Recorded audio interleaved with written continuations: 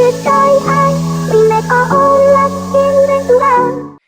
morning, you beautiful people. I hope you're all okay. Welcome back to my channel.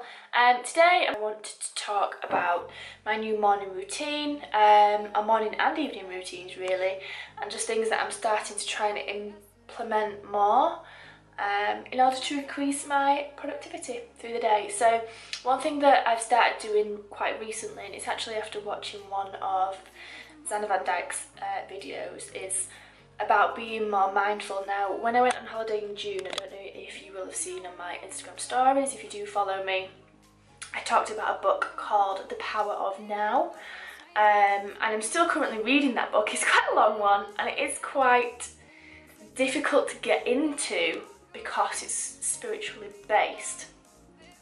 I myself am not religious, so if you look past all the references to having a god and you know, talking about Buddha or Allah or whoever your god may be, if you are religious, it is a very, very insightful book. So I'm still currently reading that. And last night I read another chapter. So I'm starting to try and read a chapter every night.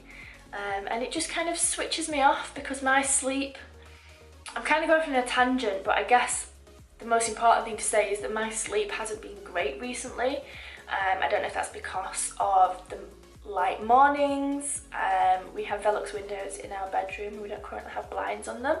So again, sun's up at like 5 AM and I am up and awake. So a couple of things that I've changed to help improve my sleep is to make sure that I'm not going on my phone for a good half an hour before I go to sleep.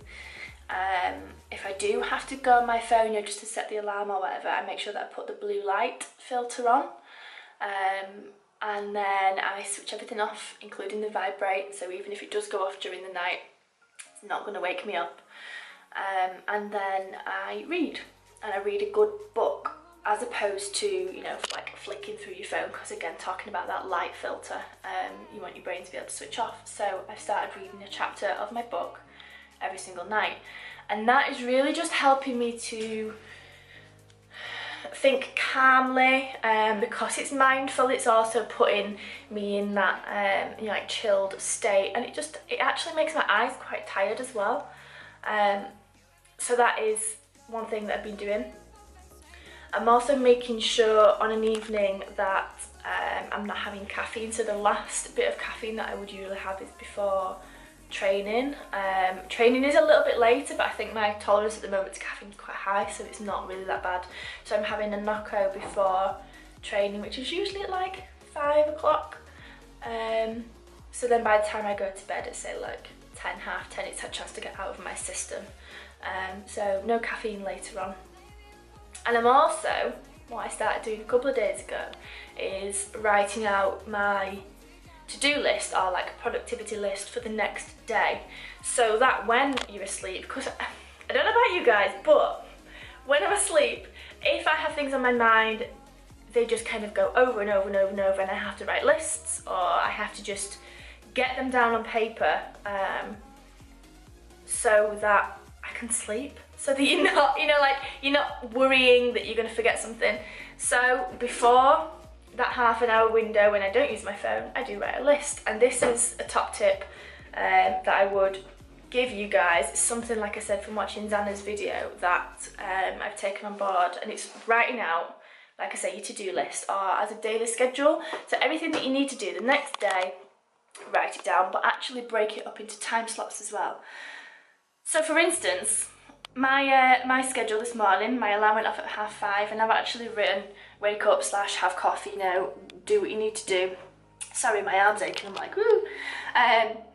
10 to 6, leave the house so I can get to the gym, and then my clients start from 6 o'clock. It's currently about 20 past 8. So I've done my couple of clients, I've come back, and I've scheduled in this video. And then I'm going to have my breakfast in a little bit. So you're just breaking down the day as you go along, bit by bit, and what you need to fit in. And by giving things each time slots, it means that you're not going to run over. Now, I am very, very realistic in terms of times. So later on I'm going to edit a video. Now my editing skills are not the best. Let's be fair. So I could say, you know, give myself an hour to edit a video, and it's probably going to take me double that. So I give myself a little bit of extra time. Same for food. I need to go food shopping. You don't know if you're going to get stuck in traffic while you're driving there, or I don't know, you might get talking to someone. So be realistic with your times and actually give yourself enough time so that you don't feel like you're constantly chasing your tail through the day. And I think being self-employed, that is such a massive thing that is making a big difference to me, is making sure that everything is split out as you would in a normal day-to-day job. If you've got meetings at certain times, you need to be at certain places. Da da da da. Does that make sense? So it's helping me to be more productive, to actually stick to, you know, a time scale. And also, I find it very, very difficult, and I'm sure if you are self-employed, you will totally agree, to switch off from work. I don't have set work times, I don't have set work hours. I get up at 5 o'clock and I constantly look at my phone. So again, another thing that I'm trying to do is to not look at my phone straight away. So just giving myself that time to think, to actually be with your own thoughts, to not constantly be surrounded by, let's be frank, some of the bullshit that comes with social media. And you're not going to constantly or immediately immerse yourself into what can be quite negative situations. So just letting myself wake up as naturally as possible, and then, you know, delve into my emails at whatever time I've set. I've not even looked at my email list right now, and I'm not going to lie, I feel like the notifications are screaming at me. But my emails will be sorted when I've said at 9:30 this morning. So if you think like office hours, obviously if I had an important email and I saw it, then I would open it, but that's a little bit different. So yeah, just making plans and making sure that these working hours that I've set, I can switch off from work on an evening, because there's one thing that I find very difficult, and that's actually saying no to people. So if clients are messaging me, part of my client package is that if they're having issues, or, you know, they need a little bit of extra help or a little bit of guidance, they're not sure what they're doing with the meals or the training, they can message me because they have my personal number. That is one of my, I guess, I don't want to call it a selling point, but it's something that I pride myself on being there for my clients, and I'm really, really proud of that, and I wouldn't ever change it. But in all honesty, it can get a little bit much, especially when you're obviously working Monday to Sunday. When you're self-employed, you don't have time off. You can never, it's your business. So I think it's just instilled in us as humans to constantly want to better yourself. So you don't actually want to give yourself that time off. Or if you see something, if I personally see something or an email, I want to answer it there and then so that it's not left. And one thing that I've been trying to do is just give myself a little bit of time. So these working hours, the list that I write on an evening, is making sure that I can switch off from work at, say, 5, 6 p.m. Or if I've got clients that I'm working till 8 p.m, you know, I might have a couple of hours gap in the middle of the day.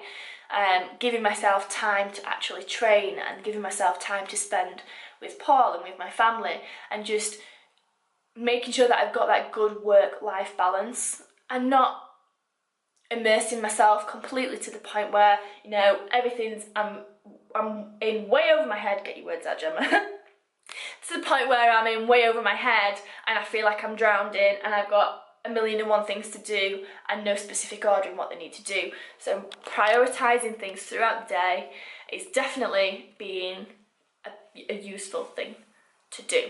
I've waffled on for like way over 10 minutes right now.